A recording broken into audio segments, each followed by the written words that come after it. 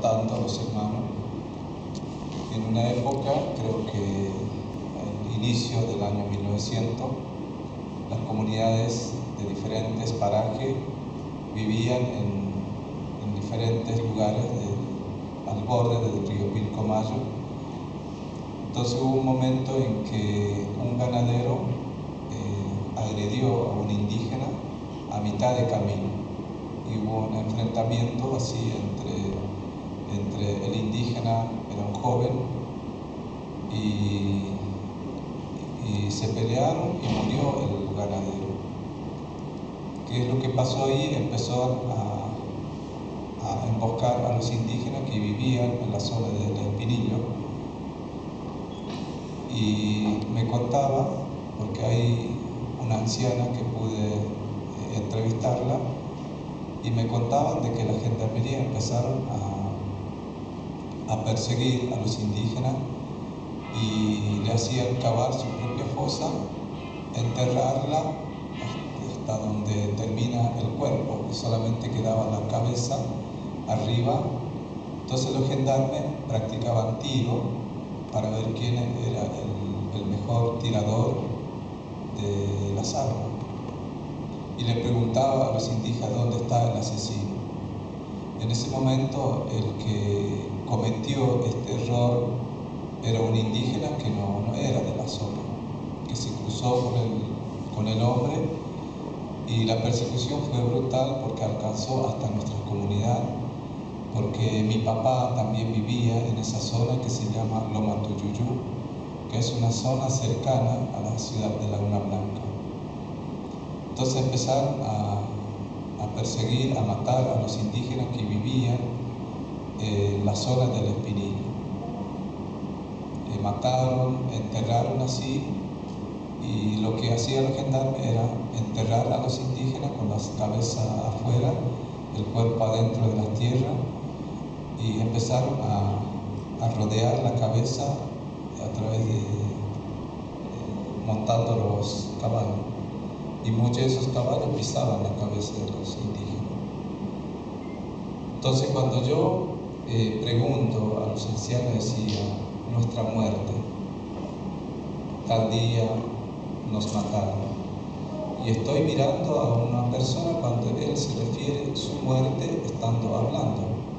No entendía de por qué una persona que dice que está muerta me está hablando. Después, con el pasar del tiempo, uno se da cuenta de que todo lo que pasa en uno es como uno se siente parte de ese lamentable hecho, que cuando uno se siente como agredido a un hermano, ya se siente agredido. Entonces ese pensamiento colectivo que ya veníamos practicando nuestros ancestros, es difícil que el otro entienda cuando nadie te escucha. Pasaron muchísimos años que pasó lo mismo con el caso de Fortín Leyes, cuando fueron culpados a los indígenas Pilagá por atacar un destacamento de gendarmería en esa zona. Sin embargo, lo que hicieron eso fueron indígenas del Paraguay, los Macás. Y Garcete, como era amigo de algunos gendarmes, trató de defender a sus amigos, pero había un sobreviviente en esa triste situación. Garcete trató de hacer justicia con sus propias manos y le persiguió a sus hermanos indígenas que se fugaron en el Paraguay. Y uno de los gendarmes, lo más fácil es culpar a los Pilagá y no perseguir a los indígenas del Paraguay. Llevaron las mercaderías, las armas, y también fue parte del ejército paraguayo. O sea, no es que los indígenas hicieron, sino era para robar las armas de los gendarmes. También fueron partícipes del ejército paraguayo. Entonces toda esta historia no contada, cuando uno escucha, me parece que es una historia que no es real. Muchísimos tiempos pasamos así silenciados, oculta nuestra historia, y escuchar la palabra masacre uno no la entiende. La palabra genocidio tampoco no es nuestro idioma, y es difícil entender. ¿Por qué? Porque el indígena, cuando escucha la muerte, es como una sola. No tiene categoría, no tiene ni siquiera, es como descripción de la muerte. Pero estamos tratando de aprender el lenguaje de la sociedad como para poder aplicar en muchas veces es como prestamos palabra ajena para poder justificar, de poder hablar bien delante de la gente. Y eso muchas veces se confunde nuestra expresión con solo hecho de no saber entender cada palabra.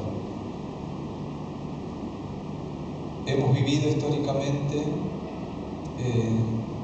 perseguidos, hemos sido siempre silenciados por diferentes métodos, porque muchos de los casos que nosotros hemos visto no están en los registros de la historia ni de ninguna parte de lo que escriben los investigadores, como los antropólogos o los que escriben la historia.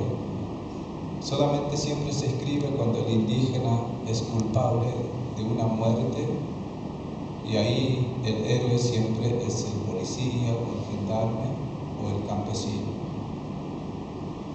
Entonces, ¿cómo podés contradecir eso si no tenés acceso a los medios para poder contar su verdad?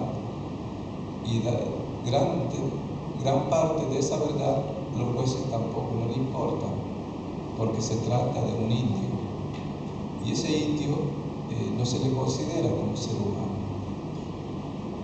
Y eso a veces dificulta de que nuestros hermanos que fallecen o mueren en diferentes maneras, tratamos de no gritar, de no contar y quedarnos con esa angustia.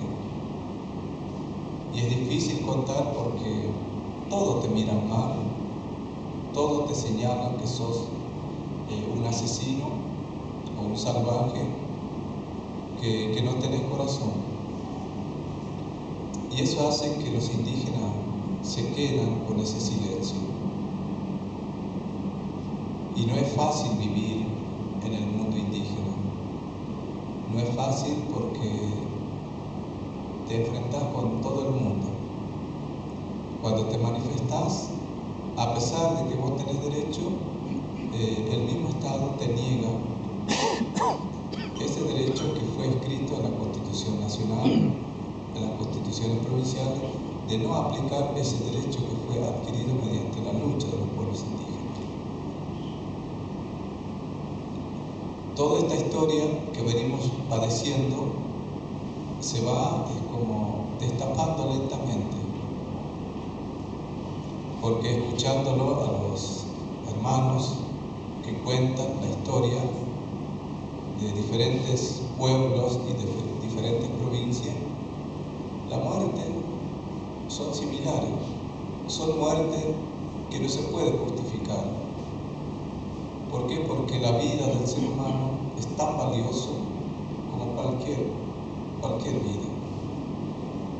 La vida del animal, que muchas veces lo decimos que son bestias, son lo más respetuosos que el ser humano, y que son lo que más nos enseña cómo vivir en comunidad.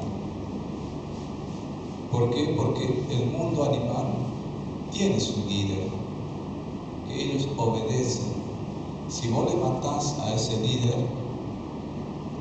se esparce la manada y muchas veces se desarticula, y lo más fácil de agarrar es matarle esa cabeza.